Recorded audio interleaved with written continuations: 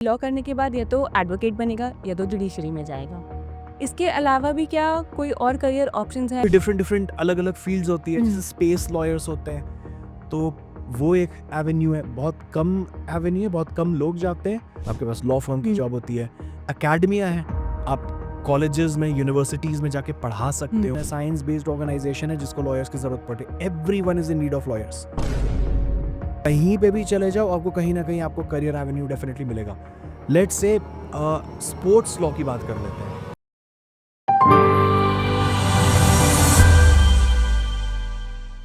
Sir law करने के बाद लोगों के दिमाग में बस दो ही कॉन्सेप्ट्स आते हैं कि लॉ करने के बाद या तो एडवोकेट बनेगा या तो जुडिशरी में जाएगा। इसके अलावा भी क्या कोई और करियर ऑप्शंस हैं लॉ परस्यू करने के बाद? बहुत सारे हैं।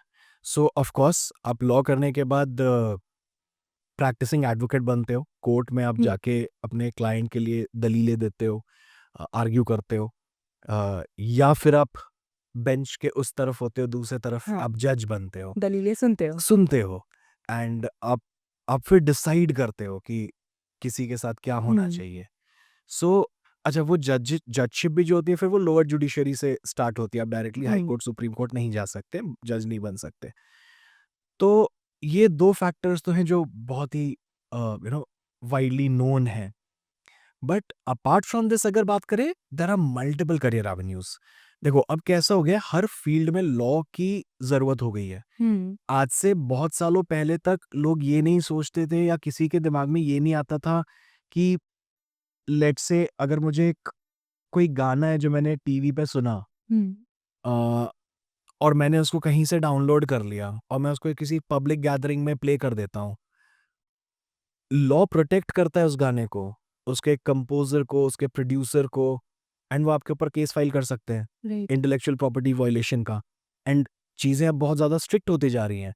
व्हाई? बिकॉज वो उनका रेवेन्यू अर्निंग मैकेनिज्म है। हाँ, अब अगर मेरा पैसा मैं नहीं अर्न कर पा रहा हूँ एक व्यक्ति के कारण, अब सोच लो 130 करोड़ पॉपुलेशन है इंडिया में, कितने लोग लॉज वायलेट कर रहे होंगे ऐसे, हाँ, और मैंने एक गाना बनाया है और 10 स्टेट में वो गाना लोग फ्री में बजाए जा रहे हैं बिना लाइसेंस फी दिए मेरे को, तो मतलब मेरा तो नुकसान हो रहा है ना। हाँ, तो मैं of course I would want कि भाई मेरे पास अब, और ये तो डेली फ्रीक्वेंसी में चीजें होंगी, हम्म, मैं बोलूँगा भाई 10 बार लॉयर करने से बेटर है मैं एक लॉयर को हायर करके रख लेता हूँ, हम्म, या मैं एक पूरी panel of team of lawyers बना देता हूँ। हाँ, तो everyone is in need of lawyers now. तो आप अगर कोई मल्टीनेशनल कंपनीज या नेशनल लेवल कंपनीज भी आप अगर आप जाओगे देखोगे, तो उनके पास इन हाउस काउंसल्स होते हैं, इन हाउस लॉयर्स होते हैं, जो उनका सारा लॉ का एंड टू एंड काम देख रहे होते हैं। देन कई लोगों ने बोला कि नहीं, हम एक क्लाइंट को नहीं अपनी सर्विसेज देंगे, hmm, I can give it to 50 other clients. तो हमने बोला हम एक लॉ फर्म बना लेते हैं। हाँ, तो लॉ फर्म की जॉब्स बन जाती है। अब लॉ फर्म की जॉब्स बनती है तो उसमें बहुत सारे लॉयर्स जुड़ते हैं, आपकी एक्सपर्टीज होती है, आपका एरिया ऑफ इंटरेस्ट होता है, उसके बेसिस पे आपको वो फर्म जो है, आपके सीनियर्स जो आपको काम देते हैं, तो आपके पास लॉ फर्म की हम्म, जॉब होती है। अकेडमिया है, आप कॉलेजेस में यूनिवर्सिटीज में जाके पढ़ा सकते हो हम्म, अगर आपको इंटरेस्ट है। आप आर्मी में जाना चाहते हो तो आप वहाँ पे लॉयर्स की ज़रूरत हम्म, होती है, कोर्ट मार्शल्स होते हैं उनके, तो जजेस एडवोकेट जनरल आप वो बन सकते हो। एंड फिर डिफरेंट डिफरेंट अलग अलग फील्ड्स होती है, जैसे हम्म, स्पेस लॉयर्स होते हैं, तो वो एक एवेन्यू है, बहुत कम एवेन्यू है, बहुत कम लोग जाते हैं, बट अगर आप देखो तो यस, वहाँ पे भी स्कोप है। जरूरत है। इसरो में भी, इसरो के पास भी लॉयर्स हैं यार। आप खुद सोचो ना, इसरो इतने सारे मल्टी मिलियन डॉलर्स की डील्स करता है, प्रोक्योर करता है, बहुत कुछ करता है, उनके कॉन्ट्रैक्ट्स की वेटिंग, ड्यू डिलिजेंस कौन कर रहा होगा बैठ के? नाइस, लॉयर्स कर रहे होंगे। तो एक साइंस ऑर्गेनाइजेशन है, साइंस बेस्ड ऑर्गेनाइजेशन है जिसको लॉयर्स की जरूरत पड़े, everyone is in need of lawyers.